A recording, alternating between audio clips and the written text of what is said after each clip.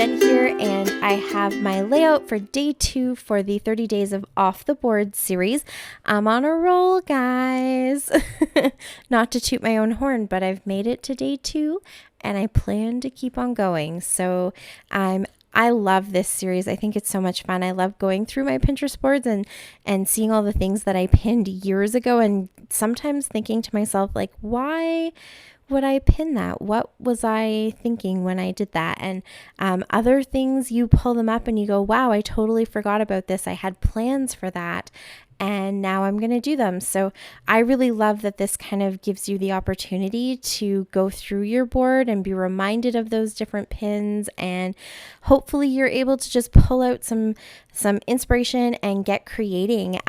So people are usually mostly do layouts, but there's going to be some projects and stuff like that going on as well. So stay tuned for the whole month. The links to everybody that are playing along is down below. So you'll see the links to people who are playing every day, and then there's a few people that are jumping in here and there throughout the month whenever they can.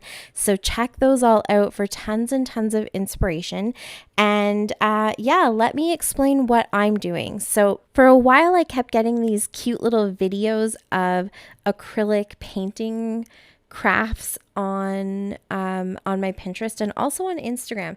I don't know what I must have clicked or hashtagged or whatever to have those be popping up, but they're just really cute and fun. And usually it's some sort of rainbow that gets painted on a larger wood piece, and there's hearts, and I think I've seen just like round wooden pieces and stuff like that. So just kind of fun. And I just really like the idea of the way that the paint just kind of got spread across the heart, and there was a little touch of white in there. That's really what I thought was unique. I've seen, and I've actually done it before, where you just swipe the rainbow colors across, but I liked that there was that touch of white on the right hand side that kind of gave this really neat effect. And so I wanted to replicate that, but I didn't want to use acrylic paint on my paper just because it takes a lot longer to dry, and I wasn't sure how it was going to work.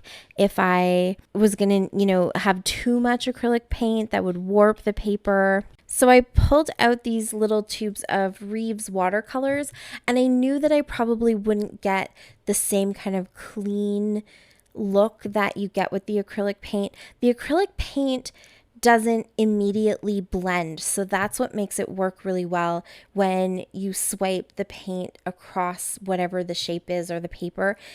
It wants to kind of keep its color, and you actually have to work a little bit to get the colors to blend, whereas I knew that the watercolors were going to blend pretty quickly and kind of, model together a little bit. So instead of doing a rainbow, I decided for my first attempt at this, I would go ahead and choose colors that were going to blend pretty well together. And I just wanted a little touch of red and a little touch of yellow as a bit of a contrast in there. But in general, I stuck to the greens and some blue, just because I knew that I would be a little bit safer and I wouldn't get a lot of mud or graying or brown. And there is a little bit of that in there, but I love the way that this actually turned out. I wish that the camera caught all the little nuances of color, because it's actually really pretty. And so I think I would like to keep playing with it, maybe spreading out where I put my drops of paint, or adding more white. I think that would work really well. I decided to do a little bit of the white watercolors, but I also added some gesso because that's acrylic based. So I thought maybe that would react differently with the watercolors and I would get some of that kind of effect.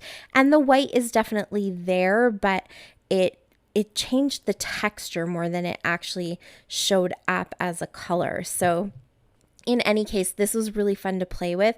And if you guys see any of these types of crafts, these DIYs or home decor type things, they are great inspiration and they're a lot of fun to play on paper with. So pull out all of your mixed media stuff and see what you can do and just play around. There really isn't a wrong answer to this. You're not going to screw it up. You're always going to be able to find a way to use that paper, whether you do what I did here and actually, use it as the background, or maybe you punch out shapes or whatever it is. It's not a waste of paper to kind of play around and see what you can do, see what kind of effects you can get.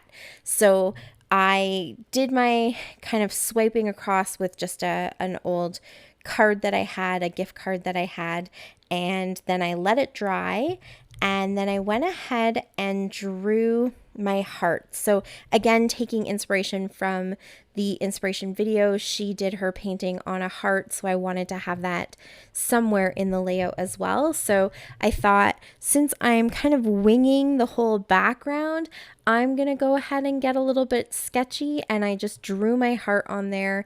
And so that's kind of just another feature in the background. And then it ends up actually becoming sort of the main focus of the layout, which wasn't intended because yesterday's layout was also hearts, but that's okay. I think it turned out really nice. So while the paint was drying, I had pulled out a whole bunch of little scraps of paper that I have from the March and April mix-ins from Close to My Heart, and I got those from Jen Smith, and I just had a few. Whoa, that was a crazy change of color, sorry.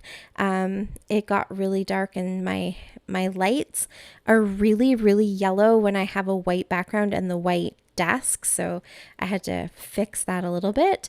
But I had a whole bunch of just little scraps of the mix-ins, and so I thought that those would make really good layers in behind my picture. I didn't want to add a ton of new colors or new patterns and stuff like that to the back of the picture.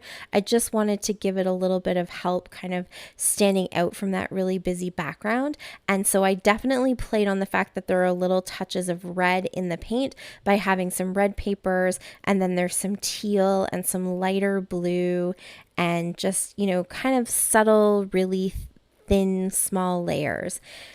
And then I decided, what am I going to do now? The picture is actually a picture that was taken at Easter in 2019, but I've kind of scrapbooked the family Easter a few times already, and so I didn't necessarily need this one to be overwhelmingly Eastery. I just really wanted it to be kind of more cute. It's got my nieces and my nephews, and then my 3 kids that I had at that time before the baby. So I thought I'm going to go ahead and keep going with the hearts and do lots and lots of hearts. So I pulled out those felt hearts that I got from Christy in the amazing Happy Mail package that she sent me. Those are from Spiegel Mom Scraps, and there's just a bunch of different shapes and sizes of felt yellow hearts. And again, because I had put a little bit of yellow in the paint, that actually ended up working out perfectly, that I could pull in the yellow felt hearts. And then I stamped some hearts. That stamp is from Wild Whisper. That's their Happy Tales stamp set, and it's kind of this cute sketchy heart. So I just stamped that a bunch of times around the black heart that I sketched. Now I'm going into some Close to My Heart acrylic hearts. I'm going to say hearts a lot. I'm so sorry. But these are acrylic hearts. There's outlines, and then there's the fill-in, and again, all different sizes from teeny tiny to really big. I also got those from Jen Smith. I'll leave all of her links down below so that you can go and check it out if you want to see all the cool stuff that Close to My Heart has. And then I also added some cork hearts that I got from Christy. Those are also from Spiegel Mom Scraps. And I think those were all the same size, the ones that I pulled out. And then I am adding some little kind of glass cabochon hearts. Those come from BB Craft. So in each of my 3 clusters there, I've got the felt hearts, I've got acrylic hearts, I've got a cork heart, and then I've got a few little cabochon hearts. And I tried to pick mostly the ones that were blue, kind of the light blues or teals. Those are just like a big mixed bag of all different sizes, all different shapes. Some of them aren't even really hearts. They're just, I think, whatever they can fill a bag with, that's what you get. And they're never ending, but they're just really, really cute. And they actually stick quite nicely onto the paper. So they're kind of a fun texture and something a little bit different from an enamel dot. So once I had all of my little embellishments put down, I wanted to go ahead and put a title. And I really fussed with the title because I couldn't decide where I wanted to put it. I don't have a ton of alphas left anymore, like nicer, thickers, nicer alphas. And so I'm using my basic gray ones, which I absolutely love, but they're so big. And so I just felt like they didn't have a good spot to kind of sit on their own. So I stuck them right onto the picture. I just put "Oh My Heart." They kind of blend in a little bit. So I took a white pen and kind of outlined them. They do stand out a little bit more, you'll see in the pictures, but I kind of like that they blend in just a little bit. And so you're able to really see the hearts as the main feature of this layout. And that is it. That's my layout for today. Thank you so much for joining. I will see you again tomorrow. Until then, happy scrapping. Bye.